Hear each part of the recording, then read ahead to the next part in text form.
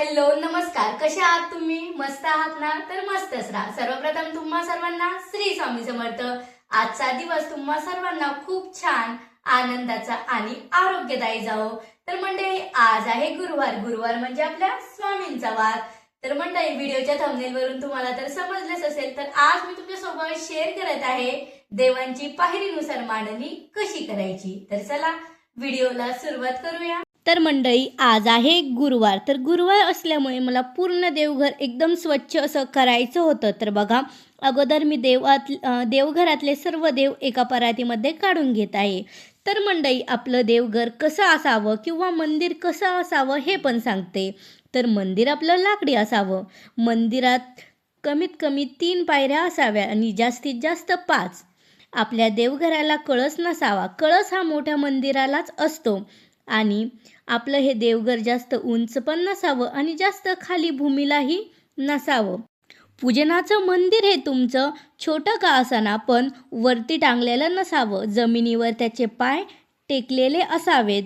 पूजाला बसण्यावेळी आपल्या खाली काहीतरी बसायला घ्यायचं आणि मगच पूजाला सुरुवात करायची। तर बघा मंडळी, देवघरातले सर्व देव काढून घेतलेलं आहे। आता देवघर म्हणजे आपल्या घरातील सर्वात पवित्र जागा असते, त्यामुळे ते स्वच्छ करणे, सुंदर ठेवणे खूप महत्त्वाचे आहे। सर्वात आधी देवघरातील सर्व फोटो मी बाजूला काढून ठेवले। आता देवघर साफ करताना आपल्याला कपडा हलकासा ओला करायचा आहे। जास्त पाण्याचा आपल्याला इथे वापर करायचा नाही आहे। तर बघा, अशा प्रकारे आपण हलक्या हाताने याला एकदम छान असं पुसून घेणार आहोत। मंडळी, मी इथे पाण्यामध्ये गंगाजल आणि गुलाबजल टाकलं आहे, त्यामुळे देवघर स्वच्छ आणि सुगंध वास येतो। कोरडे कपड्याला पुन्हा पुन्हा पुसून देवघर नीट कोरडे करते। तर बघा, देवघर एकदम छान असं साफ झालं। देवघरामध्ये मी एकदम साफ असा नवीन कपडा थरला, त्यानंतर फोटो, आणि आता आपण सर्व देव एकदम छान असे देवघरामध्ये ठेवून देणार आहोत। तर बघा, अशा प्रकारे विठ्ठल, रुक्मिणी, गणपती बाप्पा सर्व देव ठेवून घेतले। त्यानंतर इथे बघा, इथे महादेवाची मूर्ती ठेवली आणि इथे बघा अन्नपूर्णा देवीसुद्धा मी त्यांच्या सोबतच ठेवते, कारण अन्नपूर्णा देवीमध्ये माता पार्वतीचा वास असतो। तर बघा, इथे थोडेसे तांदूळ टाकले, त्याच्यावरती हळदी कुंकू टाकलं, त्यानंतर मंगल कलश स्थापन केला। तर आता सगळ्यात अगोदर इथे मी थोडेसे तांदूळ घेतले, त्यानंतर दीप ठेवला, दीपची एकदम छान अशी पूजा करून घेतली, दीप प्रज्वलित केला। त्यानंतर आता आपण सर्व देवतांची एकदम छान अशी पूजा करून घेणार आहोत। खूप जणांना असा प्रश्न पडतो, देवघर कुठे असावे? देवघर नेहमी पूर्व दिशेला किंवा उत्तर दिशेला, घराच्या ईशान्य दिशेला असावे। पूजा करताना पूर्वीकडे तोंड करावे। घरात असलेल्या मूर्ती 9 सेमीपेक्षा जास्त उंच नसाव्या आणि 2 सेमीपेक्षा कमीही नसावे। भंगलेली मूर्ती देवघरामध्ये ठेवू नये। एकच देवतेच्या 2 मूर्ती ठेवू नये।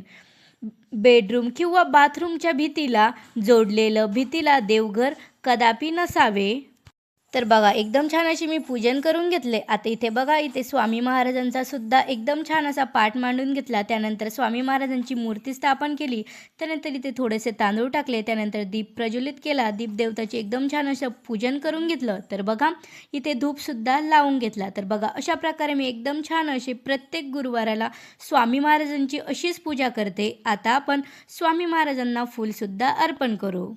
आपल्याला स्वामी महाराजांच्या डोक्यावरती फूल व्हायचे नाही आहे, कारण की स्वामी महाराज हे आपले गुरु आहेत आणि गुरूंच्या डोक्यावर कधीही फूल व्हायचे नसते। तर गुरुची चरण महत्त्वाचे असून गुरुच्या चरणावरतीच फुलं व्हायची असतात।